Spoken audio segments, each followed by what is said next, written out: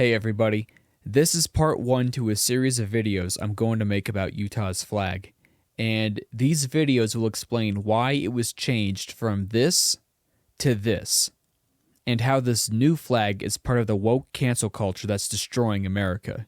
I'm also going to explain what we can do about it. Now, for some, it may seem too late to discuss this topic. After all, the new woke flag is now official. And attempts to bring back the old flag, Utah's true flag, those attempts have failed. So why discuss it further? And that question is why I made this video you're watching now. Consider this video an explanation, or a prologue to what is to come. Is the new flag official? Yes. Did the attempts to bring back the old flag fail? Yes. But that doesn't mean it's over. It doesn't mean we have to give up. In fact, I think we're just getting started. Because when you look at what happened, you'll realize that it took them over 20 years of campaigning to replace our flag. Seriously, it took them 20 years to replace our flag. So, if leftists and rhinos can campaign that long for their flag, then surely we can do the same for ours. And I don't think it'll take 20 years for us to succeed. Because objectively speaking, our flag has way more to offer than the new woke flag. The main reason why we failed was because we were politically inexperienced and unorganized. And even then, the new flag, it just barely scraped together enough votes to replace ours. So, just imagine what would have happened if only we had been better prepared, better organized, and more experienced. It would have been no contest. So, all we have to do now is keep trying, keep improving, and keep growing.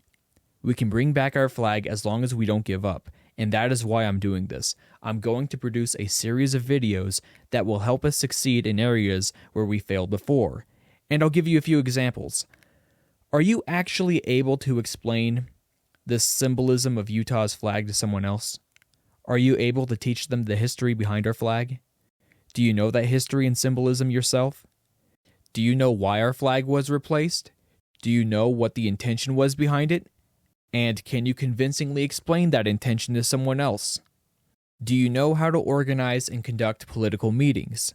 Because there were many issues with our meetings that caused a lot of frustration, and it led a lot of our people to become less involved with the movement. That's something we have to fix. Another thing, do you understand the power of social media, and do you know how to use it?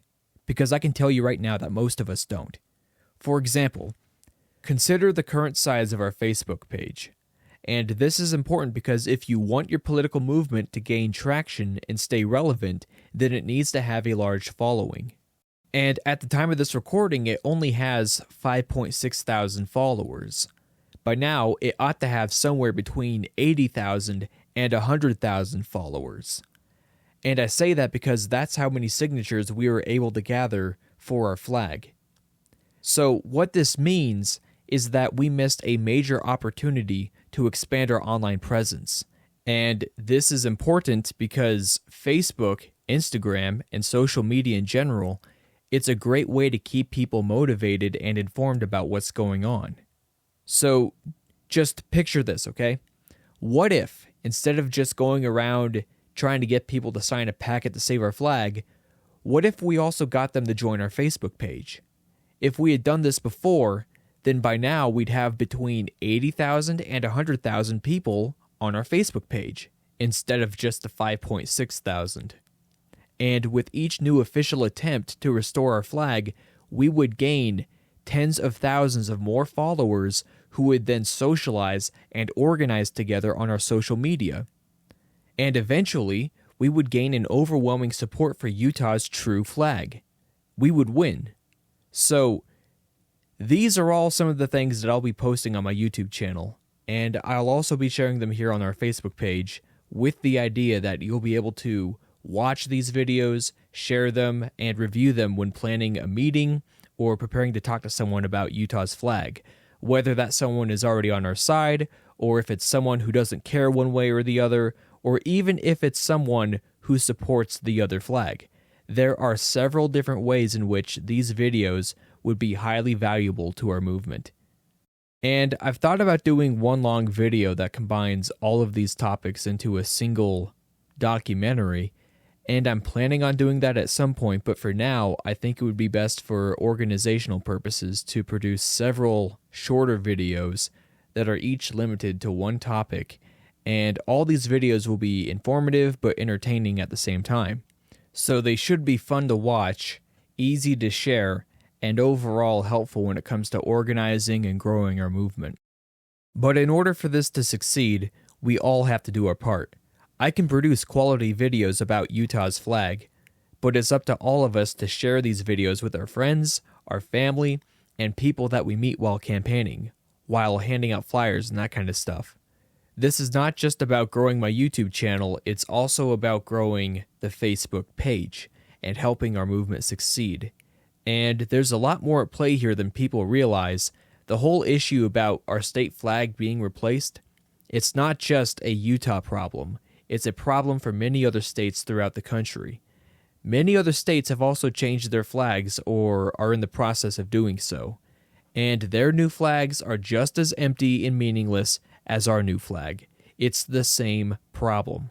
And there are a lot of people out there in these other states who want their old flags back, but they don't know what to do about it. And this is where we can really make a difference. If we can succeed here in Utah, then we would be the prime example for all these other states to follow.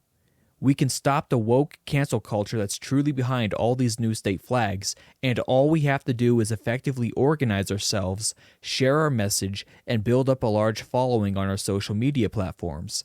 And once we have that large following, we'll be able to gain the political power that we need to bring back our state flag. And once that's done, many other states will follow what we did, and they'll get their state flags back. And then the woke cancel culture will fail. On this issue, at least.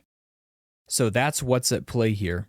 This is not just a Utah problem. I wouldn't even say it's a state problem. It's a national woke problem that is attacking us at the state level. That's the truth. Well, that's all I've got for now. If you like this video and you want to see more in the future, then hit that like button and be sure to subscribe. Thanks.